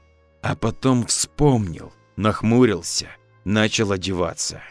«Куда собрался-то?» Выпорхнула из кухни бдительная бабушка. «Дрова колоть, все равно делать нечего», — угрюмо ответил Ванька. Весь день он рубил рейки под навесом, вытаскивал по одной из кучи, тащил в сухое место и рубил. Бабушка несколько раз выходила, просила отдохнуть, но Ванька не слушал ее. Он хотел только одного – забыть обо всем, что произошло в том злополучном месте. Руки гудели от работы, щепки летели в стороны. К обеду он почувствовал, что руки уже не держат, и спрятался на сеннице, заодно проверив, как там кошка. Сколько дней прошло, котята совсем не выросли, думал он, поглаживая кошку, наблюдая за мирно спящими котятами. Черненький проснулся и начал пищать, слепо тыкаясь в угол корзины. Кошка тревожно муркнула и начала его заботливо вылизывать. Ванька улыбнулся и перебрался на свое место, где заснул под убаюкивающий шум дождя. Ему снился тягучий и неприятный сон, будто бы он лежит на кровати в передней комнате и смотрит на закрытый гроб, стоящий в центре, на 2 табуретах. В комнате темно, только горят свечи на подоконниках, на столе и в углу на полке под иконами. Ему кажется, что это нормально, если бабушка ушла, оставив его одного в комнате с покойником. Неприятно, конечно, но нормально. Он долго смотрит на гроб, изучает обстановку в комнате, пытается смотреть в окно, но там только темнота. Нет даже света от фонаря, который обычно горит по ночам на столбе возле их дома. Во всей деревне отключили свет. Вот бабушка и пошла к соседям взять еще свечей. Откуда-то знает он. Он встает с кровати и пытается выйти в другую комнату, но ему от чего-то страшно. В другой комнате очень темно. Он даже не уверен, что может найти там выход. Он поворачивается, смотрит на гроб, а потом снова поворачивается на пороге в другую комнату, и там стоит гроб, точно такой же. Перешагивает через порог, проходит через комнату к выходу, но видит, что и там та же самая комната. Ему становится не по себе. Он понимает, что заблудился. Возвращается в первую комнату и видит, что там крышка у гроба откинута. Он думает, что она просто соскользнула, ведь в гробу никого нет, там пусто. Он подходит ближе, хочет поставить крышку на место, и тут его за шею хватает страшный человек в резиновом костюме. Ванька сопротивляется, но ничего не может поделать. Он знает только одно. Это она, зеленая бабушка. Она пришла за ним. Она заталкивает его в гроб, и он словно наяву слышит, как она гулко дышит в своем жутком противогазе. И противогаз у нее другой, со множеством маленьких шлангов, по которым течет разноцветная жидкость. А потом он видит, как к гробу подходит его собственная бабушка. Она плачет, просит ее помочь, но она не слушает его. Она помогает зеленой бабушке поднять крышку, и Ванька оказывается в полной темноте. Бьется кулаками, плачет, зовет на помощь. Ванька проснулся и вскочил так, что сено полетело во все стороны. Увидев гробы, лежащие в углу, он сначала подумал, что это все взаправду. Он словно наяву увидел, как они ползут к нему. Но тут мяукала кошка, и он с облегчением выдохнул. Фу, приснится же такое. Лицо и футболка мокрые. Ванька вытер лицо. Он что, плакал? А нет, это вода капала сквозь дырку в крыше и намочила его. Бабушка, эта тварь в противогазе во сне заодно. Это же надо. Какая только дрянь не приснится. Ванька вспомнил, что неплохо бы перекусить, а заодно и покормить кошку. Посмотрел на корзинку. Лишь бы бабушка про вас не узнала. Прошептал он и побежал на кухню. Прошло 3 дня. Ванька твердо решил ничего не рассказывать бабушке и вообще кому-либо о своем приключении. Он просто хотел забыть, и чтобы ничего этого не было. Следующим летом фигу он в деревню поедет. Лучше в городе или пусть вон. Родители отправят в пионерский лагерь. Хотя он слышал, что пионеров больше нет. Но все так детские лагеря называют. Так какая разница? Но бомбоубежище и зеленая бабушка не дали про себя забыть. Вечером на 4-й день к бабушке прибежала запыхавшаяся соседка. Ой, Петенька Лукинский своего сына Матвея по пьяни из ружья застрелил прям в голову. Пошли смотреть, там уже вся милиция. Бабушка запричитала, заохала. Да как так-то? Только сама между делом платок на голову и следом за соседкой. А Ванька за ней. Речь-то ведь шла про Лысого. Возле дома, где жил Лысый, стояли желтый с синей полоской УАЗик милиции и машина скорой помощи. Близко было не подойти. Кажется, впервые Ванька увидел, как много людей живет в деревне. В первых рядах стояли старики и взрослые, видимо, из родни. Дальше помоложе и просто любопытные. Детей отгоняли. Дети висели на заборах, залезали на деревья, чтобы получше все рассмотреть. Отдельная группа наблюдала с косогорка на пустыре. Женщины плакали, мужики сбившейся группы курили и обсуждали между собой. Как до такого дошло? Ванька понял, что близко ему не пробиться, и занял пост за милицейской машиной. Там он услышал разговор двух курившихся милиционеров. Обычная бытовуха. Гражданин много бухал и по синей лавочке пристрелил сына. Чего ждать-то? Да странно это, Витек, отвечал другой. Экспертизу бы надо. Голова вдребезги, словно арбуз. Только следов от дроби или картечи нигде нет. Может быть, отец тут и ни при чем. Вечно ты, Саныч, везде подвох ищешь. Тебе-то уже чего, ты скоро в Липовку участковым поедешь, село богатое. Там тихо и спокойно, никаких маргиналов и в помине нет. Не мое это участковым работать. Да плюнь, Липовку любой бы взял. А дали тебе, значит ценят. Не село, а рай. Отслужишься до пенсии, а там же и хозяйством обзаведешься. А тут чего? Следы пороха на ружье есть? Есть. Из ружья недавно стреляли? Стреляли. Ружье на учете? Нет. Да и вдобавок, у папаши-то судимость имеется. Значит, наш человек, можно оформлять. Так жена клянется, что не он. Я бы на ее месте тоже клялся, с таким-то мужем. Да и кроме того, она может быть соучастницей. Они бухали оба, и оба ничего не помнят. Не сечешь ты просто еще в нашей работе.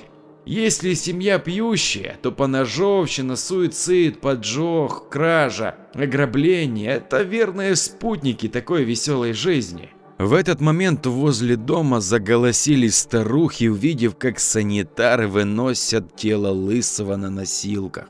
Милиционеры, побросав окурки, начали отгонять толпу мешающих подойти к машине скорой помощи. Ванька глазами поискал среди толпы Юрку, но нигде не увидел, оглянулся. Юрка стоял вместе с Тухлым в отдалении и о чем-то переговаривался. Он заметил, как на него смотрит Ванька, и предупреждающе дернул за рукав своего приятеля. Ванька успел заметить, как трясется и всхлипывает Тухлый, прежде чем они ушли. Все это было очень странно. Юрка выглядел каким-то обреченным, а наглый вонючий Тухлый растерянным и слабым. На душе у мальчика сделалось погано. Он еще постоял немного, хотя понимал, что ничего хорошего тут уже не будет. А потом развернулся и пошел домой. Забрался на сеницу и там сидел, пока не пришла бабушка. Утром Ванька закончил с дровами. Рейки были все до одной сложены в поленницу под навес, о чем он торжественно и сообщил бабушке. Та прослезилась. «Хороший ты у меня, работящий, прям как покойный дедушка, и похож. Так уж на него похож, не то что иные, прочие». «Осталось мусор убрать, я попозже метелкой смету», — заявил краснея от похвалы Ванька. «Смети уж смети, только не торопись», — кивала бабушка, после чего добавила. «Я после обеда в Лукинский дом пойду, Матвея привезут, там надо помочь, обрядить, отпеть, может, до самой ночи. Не боишься один-то спать?»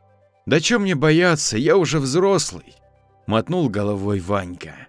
«Вот и хорошо, а то такое горе в семье, такое горе. Отец-то душегуб собственного сына застрелил. Как только таких земля-то носит. Знамо, сынок бы в отца пошел, но все же не по-людски». Ванька сморщил лицо, показывая всем видом, что он думает про все семейство Лысого, и сказал, что пойдет читать книгу на сенице. Бабушка кивнула и, задумавшись, продолжала разговаривать сама с собой вслух. «Так и Ежов-старший, такой же, сидел. Про мать его только не знают, что из наших была, шалава местная. Да кто у нас не сидел? Половина деревни урки и народные вредители. Так неужто Юрка в него вырастет, будет вор? Беда, кругом беда. Хорошо, хоть с Ванечкой больше не водится. Ванька вздрогнул от обиды. Мало ли, что семья Лысого такая-сякая, но Юрка же нормальный, хороший пацан. Может, наоборот, это хорошо, что Лысого больше нет. Юрка снова начнет с ним дружить, и все будет по-прежнему, как раньше. Да ну, вечно бабушка несет всякую чушь, наговаривает. Пойду лучше на сеницу. Устроившись поудобнее в гнезде, он некоторое время читал свою книгу, но уже минут через 20 его сморило, и он уснул. Проснулся он от тихого свиста, прислушался. Кто-то свистел на улице? Ванька пожал плечами, ну и что? Через минуту в закрытую дверцу на сенице стукнулся камушек.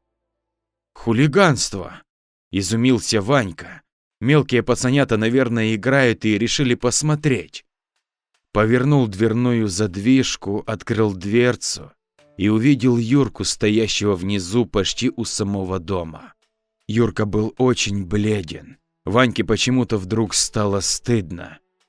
«Привет, Ванька», – поздоровался первым. «Мне нужна кошка», – вместо приветствия ответил Юрка. «Отдай мне свою, пожалуйста, я тебя умоляю». «Еще чего? Нужна бродячая, так на улице поищи, а это моя и бабушкина, она домашняя». Сразу набычился Ванька. Тут он увидел, что Юрка плачет, наверное, впервые в жизни. Юрка никогда не плакал. «Мне нужна хоть какая-то последняя. Мы собрали 11 штук, но теперь больше не можем найти. Все знают, что мы их воруем, и после этого они не возвращаются.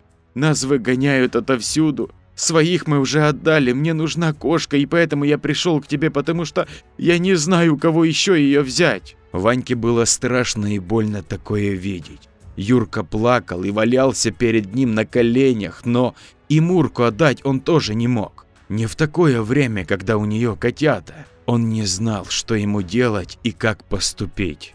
«Может, поискать в другой деревне, тут в километрах 5? «У нас нет на это времени, я прошу тебя, как друга, как бывшего друга. Мы бы успели, если бы не дождь и Матвей был бы жив. А теперь или я, или Слава, кто-то умрет следующим». «Какой еще Слава?» – не понял Ванька. Юрка замолчал, вытер слезы и посмотрел снизу вверх с такой ненавистью, что Ванька невольно отшатнулся.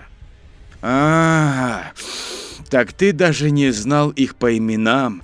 Ты считал, что их зовут Лысый и Тухлый, ведь так? Все вы городские такие уроды напыщенные.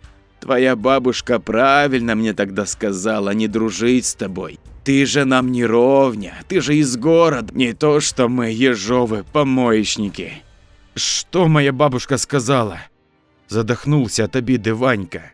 «Что слышал? Говно свинячье. Думаешь, я не выяснил, кто побывал у нас в гостях, пока мы смотрели мультики? Жаба, это твоих сраных рук дело. Это из-за тебя у Матвея голова лопнула, а скоро и у нас со Славой». «Я не понимаю, о чем ты говоришь. Какие жабы, какие мультики?» «Такие. Узнаешь?» Юрка поднял спрятанную в лопухах сумку с ключами. «Я не стал тебя закладывать бабушке Матвея только потому, что думал, что мы успеем и нельзя подставлять тебя. Его бабушка, она сумасшедшая. Теперь, когда Матвей умер, я точно знаю, она не пощадит нас». Ванька понял, что его раскрыли, но сдаваться не собирался. «В первый раз эти ключи вижу», – ответил он. «Поумнее чего-нибудь придумал бы, причем тут смерть Лысого и его бабушка, я не понимаю». «Все ты понимаешь», – тихо, но с угрозой в голосе произнес Юрка. «Всегда вруном был и вруном остался. Я прошу тебя как человека, спаси нас, отдай кошку».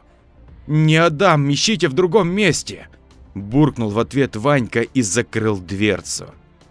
«Тебе что, кошка дороже человека?» – прокричал Юрка. Ванька молчал, ждал, пока тот уйдет. «Как ты можешь? Наша смерть будет на твоей совести! Вали отсюда, иди зеленой бабушке!» Прокричал в ответ оскорбленный до глубины души Ванька. «Ну и пойду, отлично, расскажу ей про тебя. Спасибо, пойду к зеленой бабушке», услышал он. Ваньку трясло от переживаемых им чувств. Бабушка ушла, он остался один и не знал, что дальше делать. После того, что он узнал от Юрки, бабушка ему больше не друг. Это же надо из-за бабкиной дури и предрассудков поссориться с лучшим-то другом. Он присел перед корзиной, где ласково мурлыкала Мурка и пищали котята. «Одни только ты, друг, у меня и остался, Мурка», кусая губы от горя, говорил Ванька.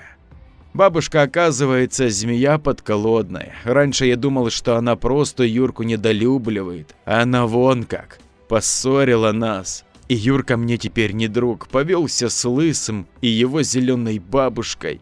Тебя хотел забрать, чтобы свою жизнь спасти. А я не хочу, чтобы его бабушка тебе голову отрубила, это неправильно.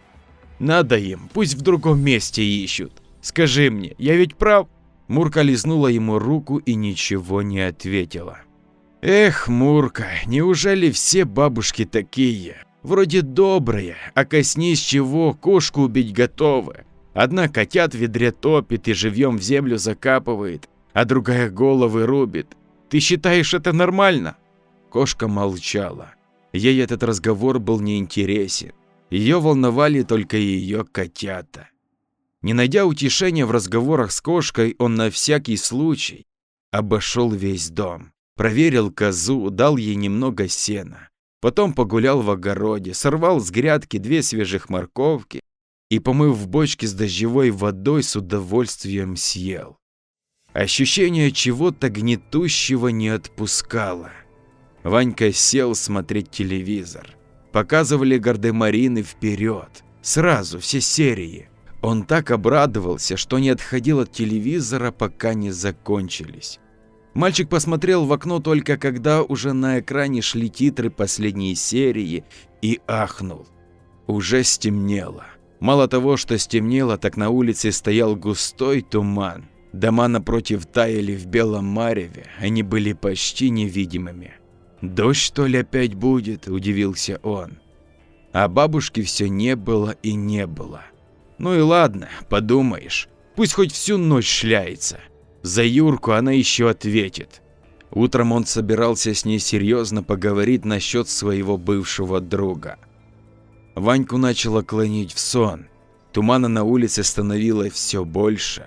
В полудреме ему казалось, что туман проникает в дом, ползет по половицам, заполняет комнату. Ванька начал зевать и лег на кровать. «Полежу немного», – подумал он. «Бабушка придет, постучится, я ее впущу, посплю только. Чуть-чуть».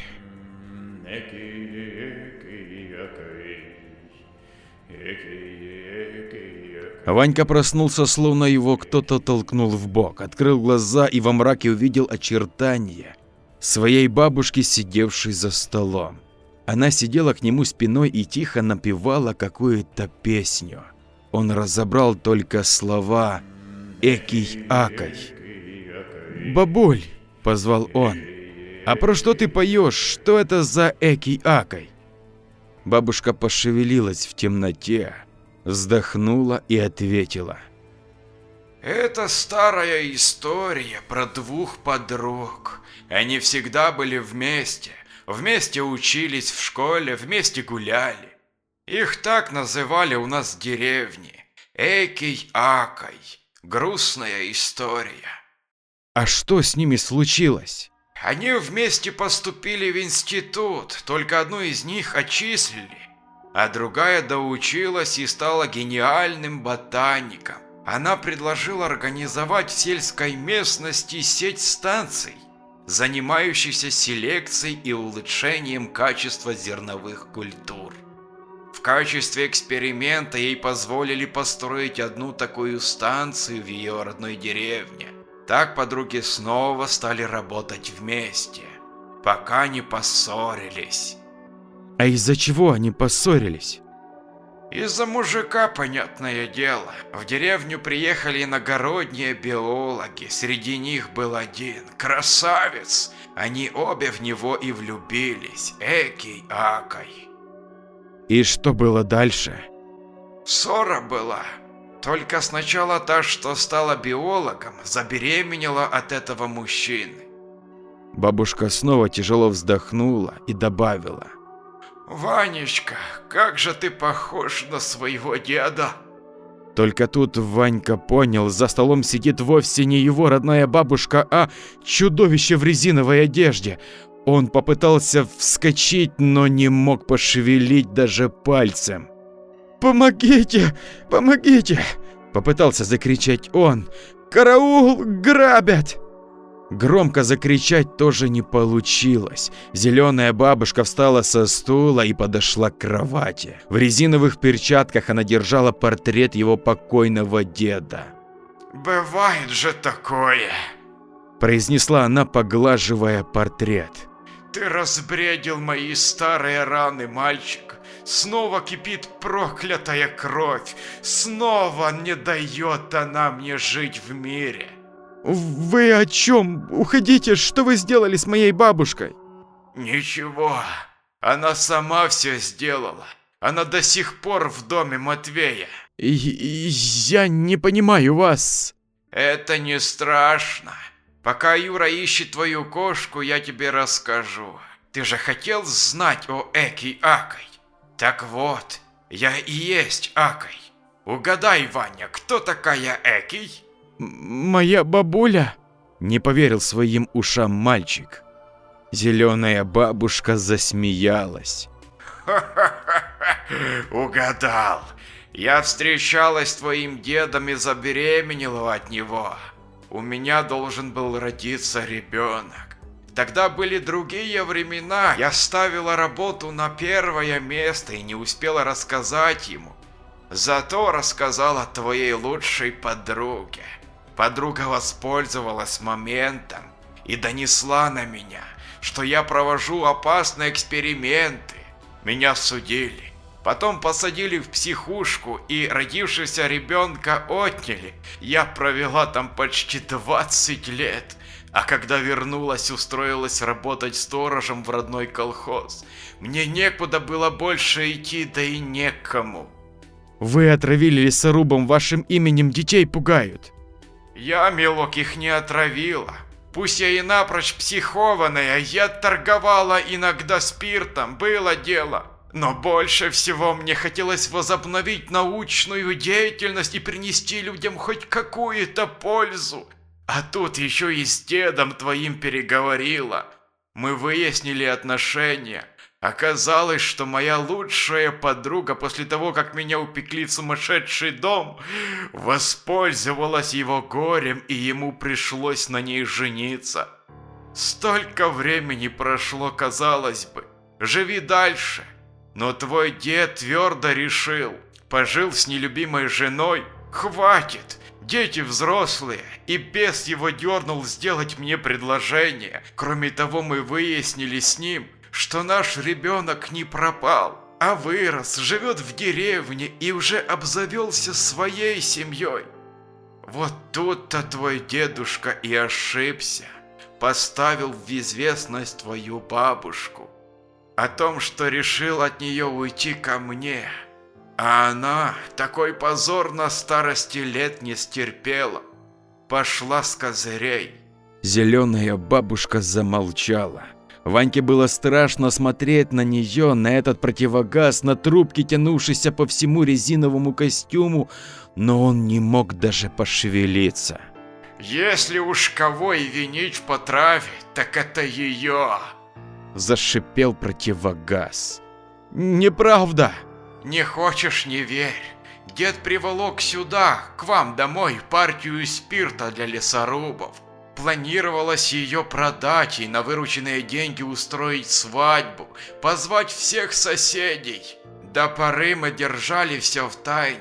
Он и подумать не мог, что она осмелится отравить продукцию. Но она считала, что, поставив меня, сможет удержать его в семье. И ее план сработал. только не так, как ей хотелось. Дед попробовал спирт вместе с лесорубами. «Вы врете!» – прошептал Ванька. «Мне смысла нет тебе врать. Твоя бабушка, как узнала, что деда больше нет, захотела идти до конца и натравила на меня разъяренную толпу. Меня сожгли прямо на работе. Да, меня тогда почти убили. Только они не знали, что я стояла у истоков строительства биостанции. Это был мой проект, мое детище. Я уползла через подземный ход в убежище, построенное на случай военных действий. Оно строилось прямо под носом у деревенских, но так часто бывает, когда на виду, то и не замечают. Про него все забыли, кроме меня. Станция долгое время была на консервации. Там хранилось достаточно лекарств и препаратов для выживания. И я выжила. Только правду приходится носить этот скафандр. Ну да, это ничего, я привыкла. Так что нужно еще разобраться, кто тут у нас чудовище, я или твоя бабушка?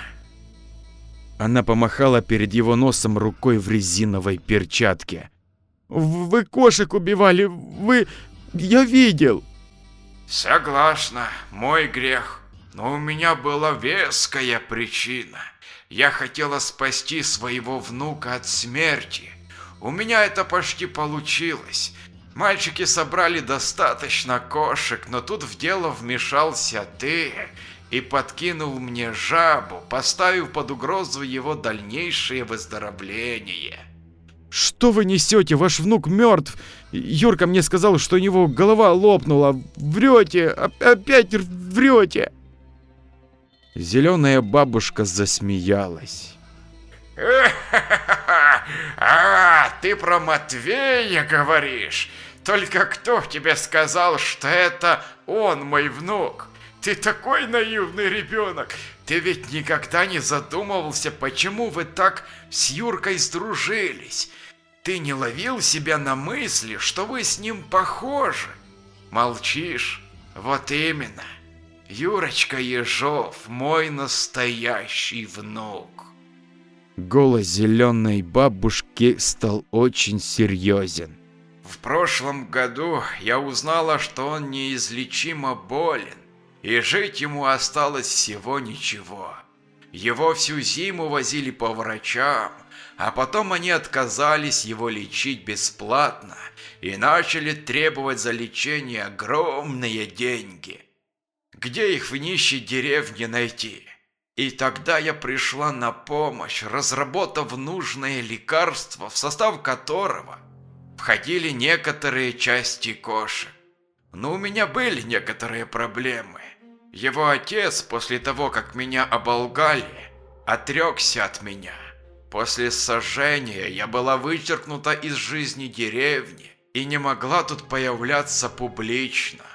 Поэтому я познакомилась с Матвеем и показала ему мир чудес, сообщив, что я его тайная бабушка.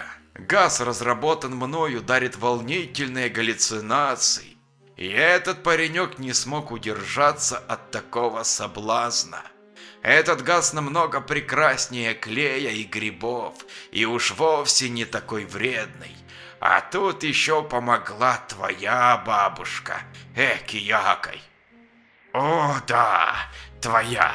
Она растрезвонила на всю деревню, что с Юрой опасно дружить, что он якобы очень заразный.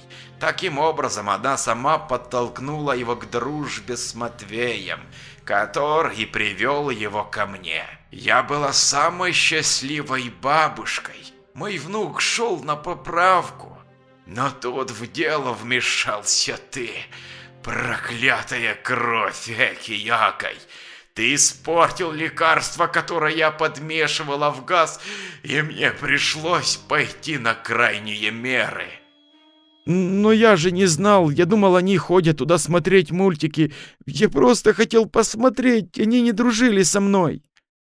Голова в противогазе придвинулась к нему совсем близко. «Да мне в принципе все равно, что ты там хотел. Это уже все не важно. Меня интересует только мой собственный внук. Ради него я обманула детей и вколола им яд, заставив срочно восполнить запасы. Если мы поторопимся, то и тот, толстый Славик, останется жив. А то, что Матвей умер, так это мне даже на руку.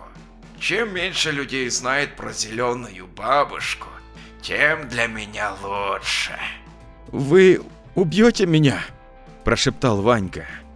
Зеленая бабушка сняла с пояса небольшой металлический баллончик. «Спи, малыш», – тихо произнесла она. «Ты так хотел посмотреть мультики. Я покажу тебе самые лучшие. Ты будешь смотреть их очень долго». Юрка открыл дверь в избу и, увидев выступавшую из темноты высокую фигуру, тихо позвал: «Бабуль, я ее нашел. Там еще котята вместе с корзиной я дал Славке. Он ждет на улице. Пойдем?» «Идем, внучек. Времени у нас маловато, но, думаю, успеваем». Мальчик мотнул головой в сторону кровати, где лежало Ванькино тело. А он?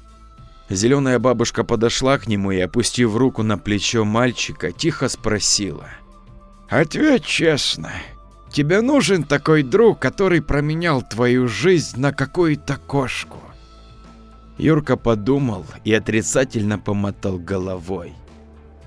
«Его бабка сказала, что мы не ихнего круга». Зеленая бабушка похлопала его по плечу. «Она немного ошиблась. Это не мы, не ихнего круга. Это они не нашего». Ну что ж, вот и подошла к концу очередная история.